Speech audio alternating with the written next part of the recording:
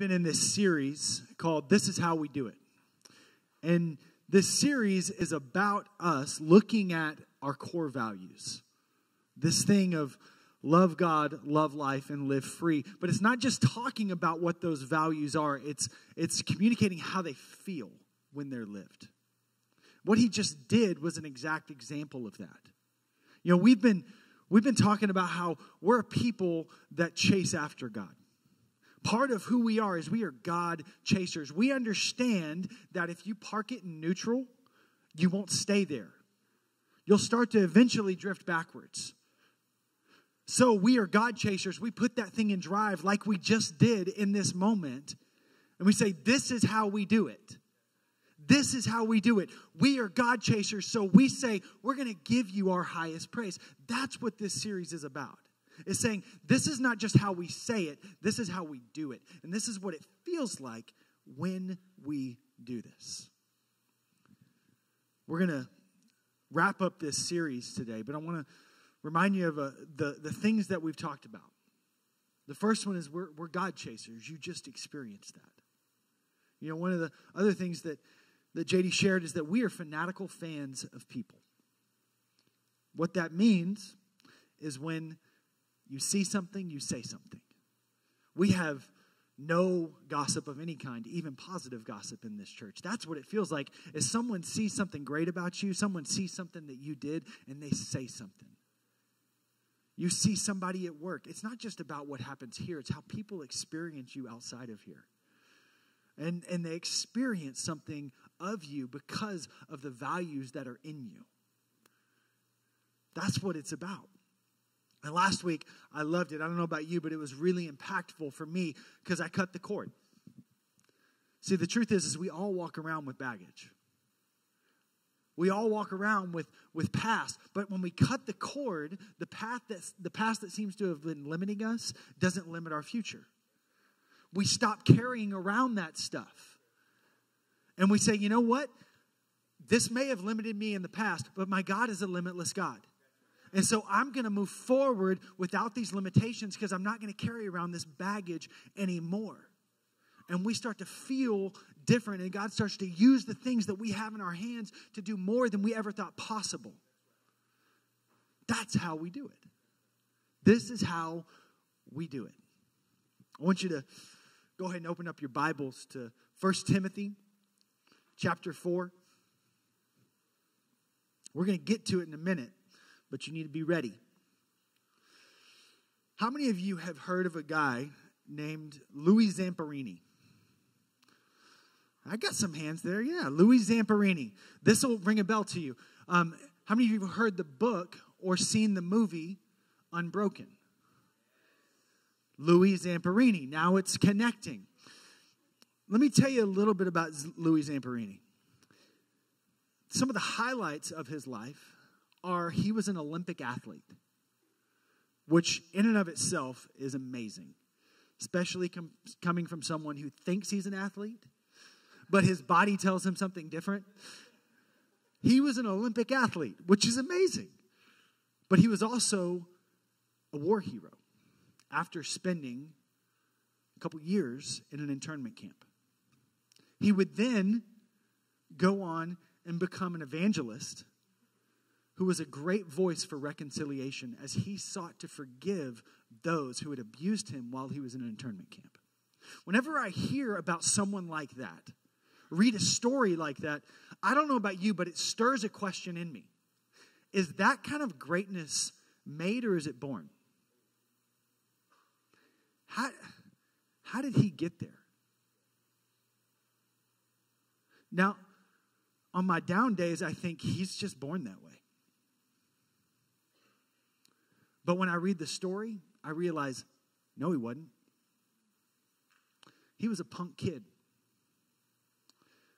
If you were to read his story, what you would learn is that before Louis was even a teenager, he had been arrested multiple times for violence, vandalism, fighting. He was a troubled punk kid. But his story turned out different. Not because Louis was born great, but because somebody made a path for Louis. See, not everybody saw Louis as a punk kid. See, he had an older brother named Pete who saw that he could be something more than a punk kid if all that was in him would just be put towards the right thing. And so his brother got around him and said, you may feel like this, but that's not who you are. You were made for something more, so let's go be more. And his brother taught him how to run track. That's what opened the door for Louis Zamperini to be something. To step into something is because someone looked at him and said, there's more in you than you think there is. And all of a sudden, a path appeared before Louis. Because somebody made a way. That's who we are. We are the Waymakers. And I want you to write this phrase down. Because this is the title of my message. A path appears. How many of you are waiting for a path to appear in front of you? You've got an idea. You've got a hope. You've got a dream. You've got something maybe you can't quite put the language around, but you feel it inside of you, and you think, there is something in me, and if it could get out, if a path would appear in front of me, I know what is in me would release hope to this group of people. I know that this business, if someone would just teach me how to do these few things, if the path would just appear before me, then I know it could help these people. But you're not sure how to make the path appear. You're not sure how to do it.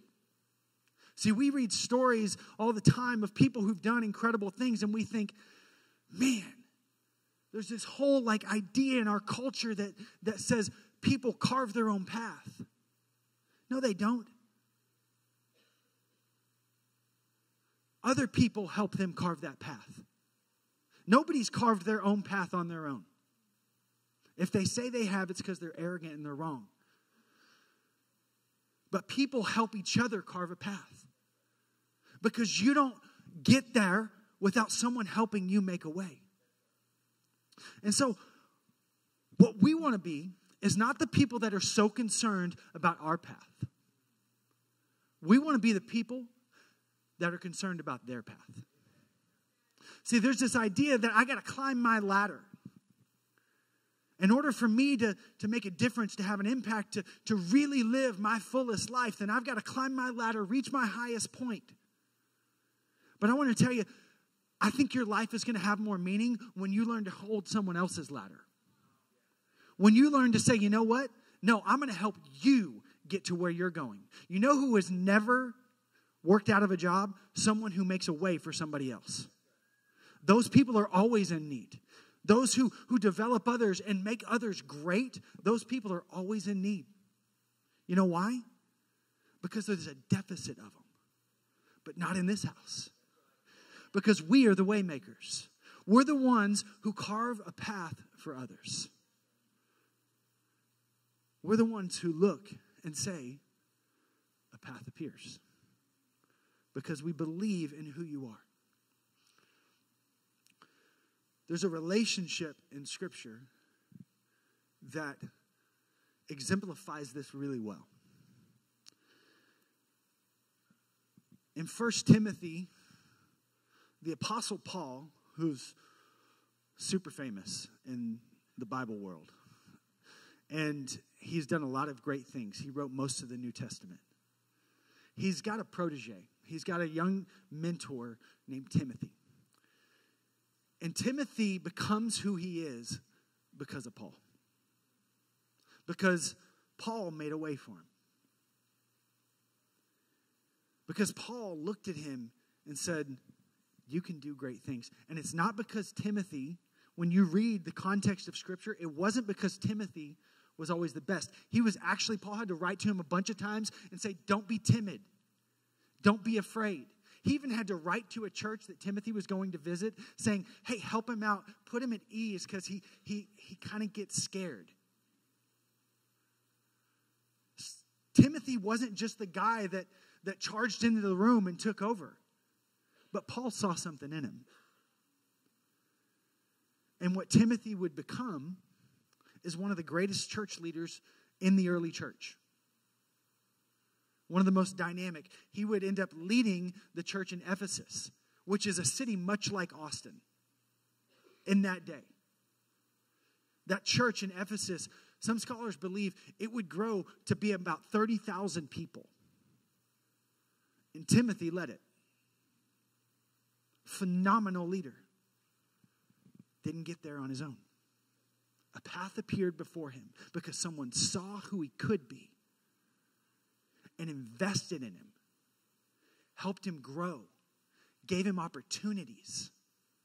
And so he became more than he ever thought he would be. Because someone said, there's more in you, and I see it, than you think there is. And you can be better than you think you can. You can work harder than you think you can. You can do more than you think you can. And I'm going to help you. So open up that Bible to 1 Timothy chapter 4. You're already there. Good job. Wake up your phone.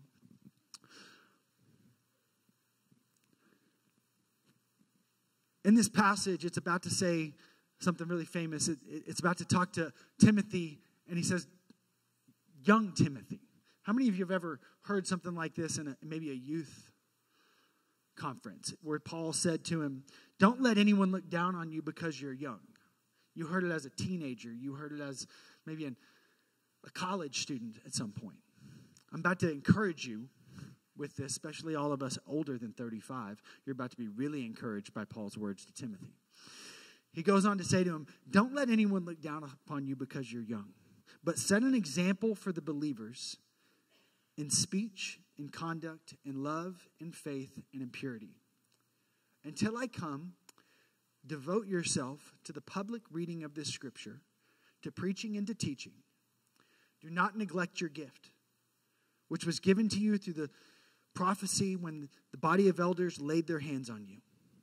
Be diligent in these matters. Give yourself wholly to them, so that everyone may see your progress. Watch your life and your doctrine closely. Persevere in them, because if you do, both you, yourself, and others will be saved through it. I want to give you a little context for this, for what's happening here.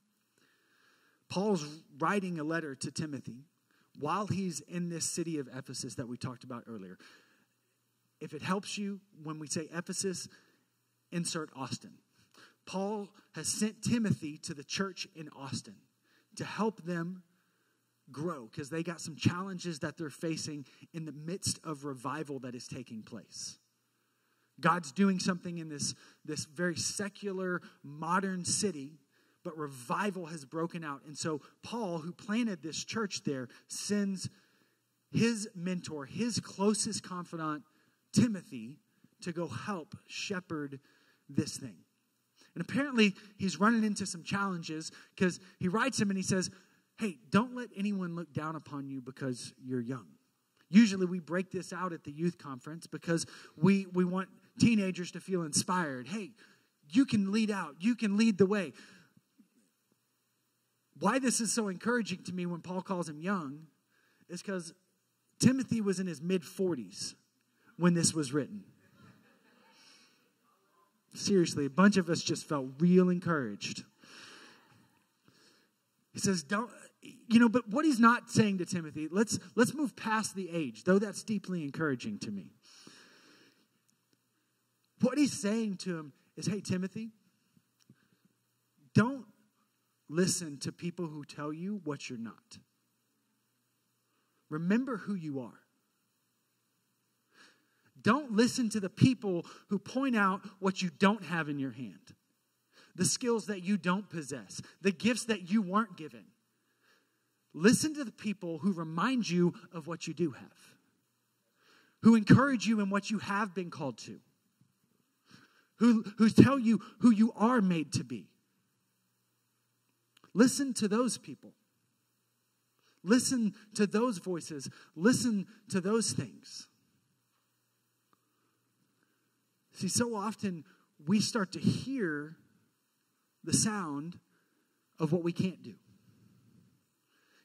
JD said it even a few weeks ago. I don't need somebody to tell me what I can't do. I'm very aware of that. What I need is somebody to see what I might be able to do. And I may not be able to do it today. This is what a waymaker does. A waymaker sees the value in somebody and then champions them both in their words, in their intentional development, and they give them opportunities. And so someone grows into something because someone saw value in someone and said, you know what, now I'm going to invest in that value. I'm not just going to see it. I'm going to say, you know what, I'm going to put me into you, and I'm going to invest in you, and I'm going to give you development. I'm going to challenge you. I'm going to set some high ceilings, which means I'm going to raise the bar for you. I'm going to call you to work harder, to develop things within you. But I'm going to give you opportunity along the way. And I'm going to let you fail. And when you fail, we're going to coach you through it, and you're going to get back out there, and you're going to do it again. Because you were made for something more. You were made to do incredible things.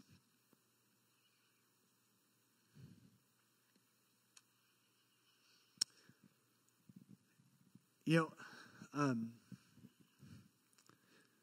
a few years ago, I was asked to do a new job. I was asked to take over a church about 6 years ago, and to that point, I had never done it. And the guy who had asked me to take over for him, he was an incredibly dynamic personality. Was a really gifted communicator. I mean, he was kind of one of those guys when he would preach, you would like, you know what, I will go bite the bark off of trees because of what this guy just said. I will do anything. I feel so jacked up and inspired. And that's not necessarily the way I'm wired. And I remember looking at him as we're on this walk, and he's saying, hey, I want you to do this. You can do this. And I remember distinctly looking at him and saying, why on earth would you ask me to do this? I don't have this, or this. And he just looked back at me and he said, I'm not asking you because of what you don't have. I'm asking you because of what you do have. You have exactly what this church needs to go forward. I didn't actually believe him in that moment, but it still filled me with a ton of hope. I had to think about that. I had to let it grow in me. See, sometimes what you see in someone, they won't see in themselves. And so you'll have to have faith for them. You'll have to believe for them. You'll have to look at them and say, you may not see it, but I do. I see who you're made to be. I see what is in you. I see that there's a path in front of you. That there's a way we can go. You can get there. Sometimes people have been so beat down that even when the word of hope is spoken over them, it needs to be spoken again and again and again. Because what happens is when you get beat down, you harden. It's called self-protection. We self-protect because we've been hurt. Because we're disappointed in how things turned out. And so if we can harden, we can protect. But a word of hope needs soft soil to grow. And sometimes when you see something in somebody and you say it and you champion them, you say, I see the value in you. I see you. I see who you're made to be. I see what you're called to do. And I invest in you.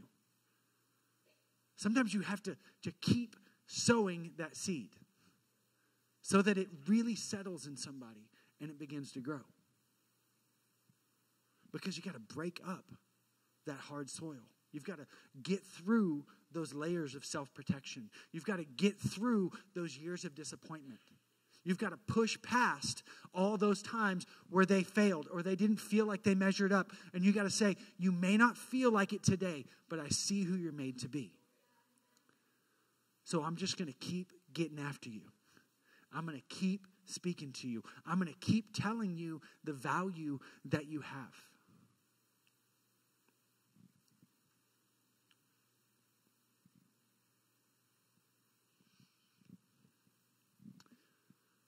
Yeah, I think the thing that's really helpful here too, when we see this and understand what a waymaker really does, is they don't just say something. There's real value in seeing who somebody's made to be and speaking that to them. And we're those kind of people. We've already talked about that. We're fanatical fans of people. We see something, we say something, whether it's something they did right or whether it's something that's just in them. But what takes it to the next level, what makes us even more of who we are, is we invest our lives in people to help them get there. We invest in them. And we say, no, I see this and I'm actually going to help you get there. I believe so much in who you are and what you can do that I am going to give myself and my time and my energy and my resources to helping that thing grow within you. And I love that Paul tells Timothy, he says 4 different phrases in this one passage. He says, set an example, devote yourself, don't neglect, and be diligent. You know what he just told him to do? You got to work, son. Get to work. You've got some work to do, Timothy. You want to be all that you've been called to be? You got some work to do. Let's go. You've got a job. Now let's go be it. Let's dig in. Let's find some resources. Let's get some coaching. Let's get some development. You want to start a business? Great. Who's going to be your mentor? Who's going to teach you how to start a business? You need to go find an entrepreneur who's actually made it, and you need to go get coached by them. You need to learn some lessons. You want to communicate in front of people? Great. It's time to take some classes. It's time to learn how to do some of the skills that you want to do. It's time to really develop yourself. That's putting value on someone. Sometimes we think sometimes we can think it's being mean. Like setting a high standard or setting a high bar for someone. It's not at all. It's actually placing a ton of value on them. Saying, I believe in you so much that I'm actually going to challenge you to be more than you think you can be. I'm going to develop you. I'm going to challenge you to be more.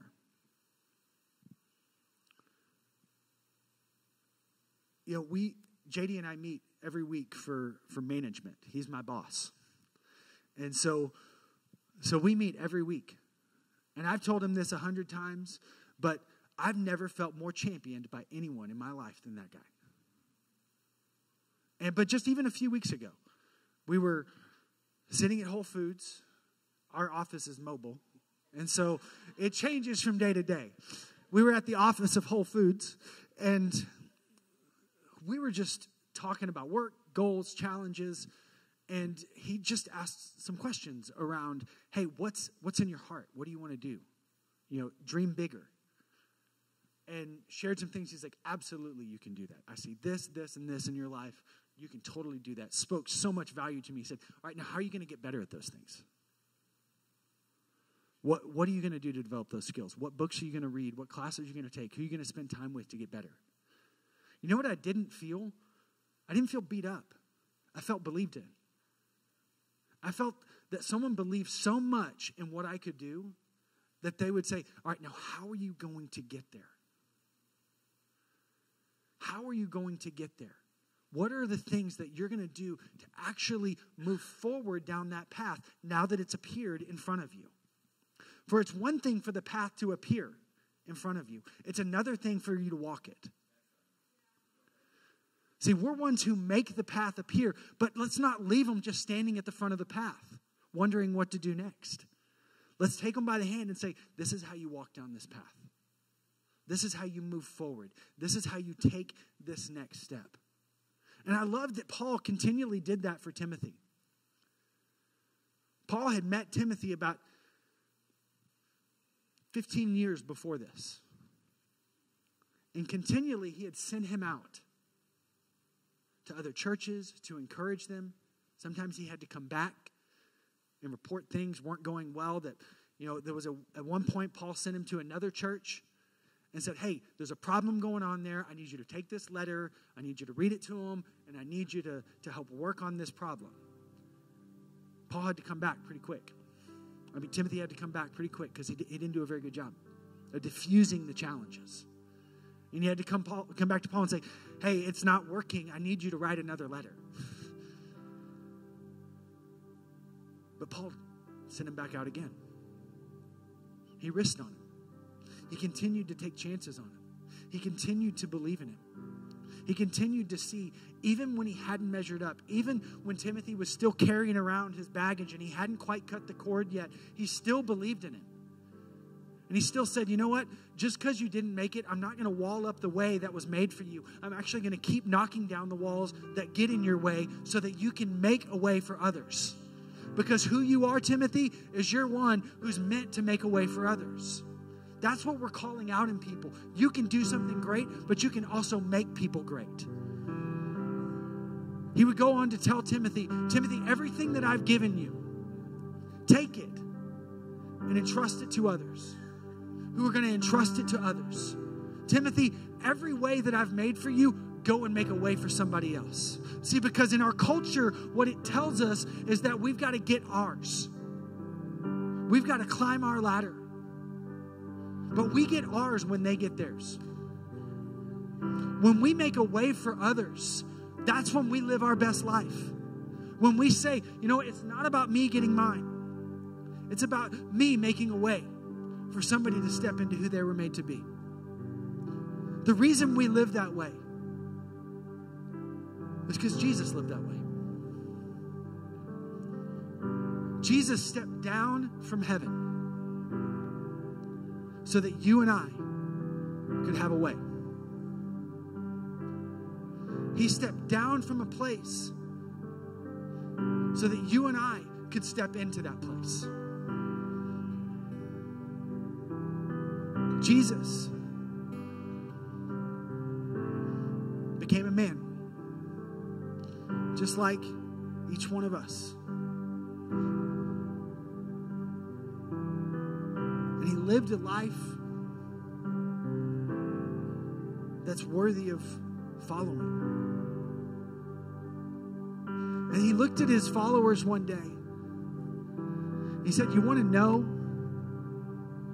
how to step into the greatness that God has for you? You want to know how to step into the relationship that God has for you? You want to know how to be close to God again? I'm the way. I'm the truth. I'm the life. I'm your way. Follow me and you'll find the way. We make a way for others because a way was made for us. We carve a path for others because Jesus, when he hung on that tree and he took our sin on himself, he made a path for us. A path that we couldn't make on our own. He made a way for us, so we will make a way for them. He saw the value in us, so we will see the value in them. We will believe in who they're made to be. We will fight for them. We will champion them. We will set them up because he did it for us. Will you stand with me?